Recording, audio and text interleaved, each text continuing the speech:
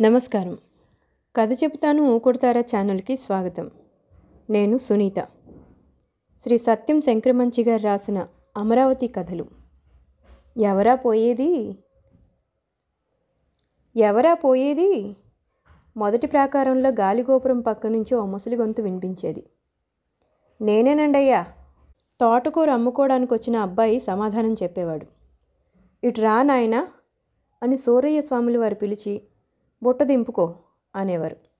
బుట్ట దింపుకున్న తర్వాత మీది కొనికినపాడేనా అని పరామర్శించంగా, మరేనండి, ఇప్పుడే రేవు దాటి వచ్చానండి అని అతను బదులు చెప్పగా, సూరయ్య స్వాముల వారు అతన్ని సూటిగా చూస్తూ, స్వామివారికి ఇవాళ తోటకూర తినాలనుంది, 4 కట్టలు ఇచ్చుకో అనేవారు. అతను ఇక తప్పదన్నట్టు 4 కట్టలు ఇస్తుంటే, మరో 2 కట్టలు ఇచ్చుకో, బేరం బాగుంటుంది అనేవారు. మరో 2 కట్టలు ఇచ్చుకొని అతను నీరసంగా బుట్ట తలకెత్తుకు వెళ్తుంటే, నారాయణ నారాయణ అని ఆశీర్వదించేవారు.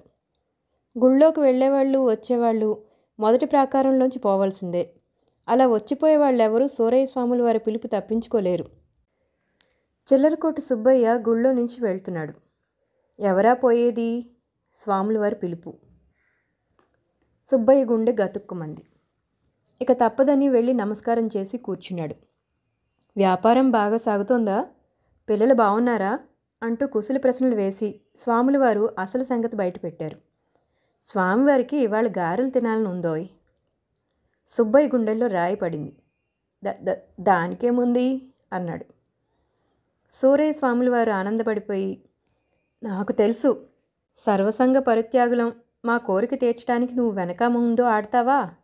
ఓ మారెడు మినప్పప్పు, వీసుడు నూనె, మిగిలిన సంబారాలు ఇంటికి పంపించు. అల్లం, పచ్చిమిర్చి, కొత్తిమీర కూడా పంపు. ఆ కాస్త పుణ్యం మళ్ళీ ఇంకొకళ్ళకి ఎందుకు దక్కాలి అన్నారు. సుబ్బయ్య గొంతులో తేడ ఆరిపోయింది. కూర్చుంటే ఇంకా ఏమి మీద పడతాయో అని లేచి నంగినంగిగా అన్నాడు. అయ్యా, తమరొక్కరే కదా, గారెలకు మానేడు పప్పు. సూరయ్య స్వాముల వారు నవ్వుతూ ఠక్కున సమాధానం చెప్పాడు. పిచ్చివాడా, అంతా నా ఒక్కడికేనా? స్వామివారి ప్రసాదం, 4 ముక్కలు తింటే నీకు మరింత పుణ్యం కదుటయ్యా. సుబ్బయ్య మాట్లాడకుండా లేచి వెళ్ళిపోయాడు. సూరయ్య గారు సన్యాసాశ్రమం స్వీకరించిన ఉదంతం, దానికి కారణాలు చాలా కొద్దిమందికి తెలుసు. దావాల్లో ఉన్న పొలం కాస్త పోయింది. ఎదిగొచ్చిన కొడుకు జులాయిగా తిరగడం తప్ప సంపాదన లేదు. పైగా వాడికి పెళ్లి కూడా చేశాడు. దాని ఫలితంగా 3 పిల్లలు. ఇంట్లో పక్కవాట అద్దెకిస్తే వచ్చే అద్దె డబ్బులు పిల్లలు చద్దన్నాలకి సరిపోవడం లేదు. ఎక్కడా కానీ అప్పు పుట్టడం లేదు. సూరయ్య కనిపిస్తే అప్పు అడుగుతాడేమోనని జనం తప్పుకు తిరుగుతున్నారు. 3 రోజులైంది పొయ్యిలో పిల్లి లేచి. ఊరు తిరిగాడు, వాడ తిరిగాడు, ఎక్కడా డబ్బు పుట్టలేదు. పిల్లలు ఆకలికి గొల్లుమంటున్నారు. పెళ్ళాం కోడళ్ళు తోటకూర కాడల్లా వాలి చెంగులు పరుచుకు పడుకున్నారు. సంసారాన్ని చూశాడు. విరక్తి కలిగింది. ఛీ అనుకున్నాడు. టక్కున వెళ్ళి సన్యాసాశ్రమం స్వీకరించాడు. కాషాయం కట్టి కమండలం ధరించగానే ఊరంతా వచ్చి ప్రాణాచారం పడ్డారు. పాదోతుకుని నెత్తిని చల్లుకున్నారు. గాలిగోపురం పక్క గది ఖాళీ చేయించి స్వాముల వారికి ఇచ్చారు. ఆనాటి నుంచి సూరయ్య గారికి కానీ సూరయ్య గారి కుటుంబానికి కానీ చీకు చింత లేదు. దివ్యంగా కాలం గడిచిపోతోంది. సూరయ్య గారి భిక్షకు పిలిపించుకునే విధం చాలా హుందాగా ఉండేది.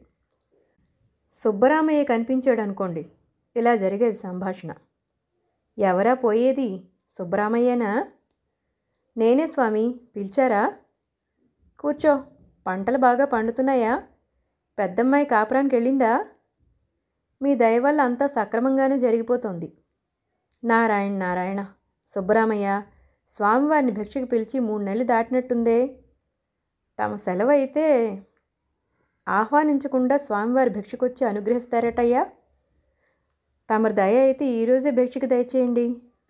అలా అన్నావు బాగుంది. పెద్దగా ఏర్పాట్లేమీ చేయకు. 2 కూరలు 2 పచ్చళ్ళు చాలు. నేతి తిరగమోతలు మర్చిపోబోకు.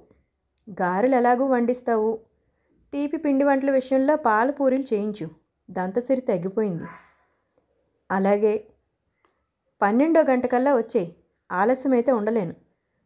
రాత్రి ఫలహారం సంగతి ఆనకు చెప్తా. ఇలాగే నిత్యము తనకి భిక్ష ఏర్పాట్లు చేసుకుంటూ కనిపించిన వాళ్ళందరి చేత ఇలాంటి ఏర్పాట్లు చేయించేవారు సూరయ్య స్వాముల వారు. ఒకరోజు సీతారామయ్య గారింట్లో భిక్ష కుదిరింది. 12 నెత్తి మాడుతున్న సీతారామయ్య పిలుపుకు రాలేదు. కడుపులో ఆకలి మెలితిరిగిపోతుంది. 1 వేళ సీతారామయ్య వచ్చి చెప్పాడు, స్వామి, మా ఇంట్లో అశుచి వచ్చింది, ఇవాల్టికి భిక్ష కుదరదు అని. స్వాముల వారి నెత్తిన పిడుగుపడ్డట్టయింది. ఆ మించిపోయిన వేళ ఎవరింటికి వెళ్తాడు? నీరసంగా పావుకోళ్ళు వేసుకుని సరాసరి ఇంటికొచ్చాడు. ఇంట్లో అంతా భోజనాలు చేసి తాంబూలాలు నములుతూ పడుకొని ఉన్నారు. భిక్ష ఎక్కడా కుదరలేదు, ఇంట్లోనే అన్నాడు సూరయ్య స్వాముల వారు. సరే సరి, గిన్నెలు కడిగేసుకుని మేం పడుకుంటే ఇప్పుడేం భిక్ష అంది కోడలు. కొడుకు విని కూడా అటు తిరిగి పడుకున్నాడు. భార్య విని విననట్టు పడుకొని పీట మించి తల ఎత్తలేదు. స్వాముల వారికి కడుపులో మంటలు, గుండెల్లో మంటలు. సిగ్గు విడిచి భార్యతో చెప్పాడు, ఇవాళ భిక్ష దొరకలేదే, ఓ ముద్ద పెట్టవే. భార్య లేచి కూర్చుని అంది, నాకు అసలే నడుం నొప్పి, నేనెక్కడ వంట చేస్తాను? ఏమే, ఓ గ్లాసు మజ్జిగుంటే ఇవ్వు, ఈ పూటకు సరిపెట్టుకుంటారు అని కోడలికి చెప్పింది. సూరయ్య గారి కింద భూమి కదిలిపోయింది. ఇదా సంసారం? ఛీ అనుకుంటూ కాషాయ వస్త్రాలు పరపరా చింపేశాడు. కమండలం ఢామ్మని బదులుగొట్టాడు. దండం విరిచేశాడు.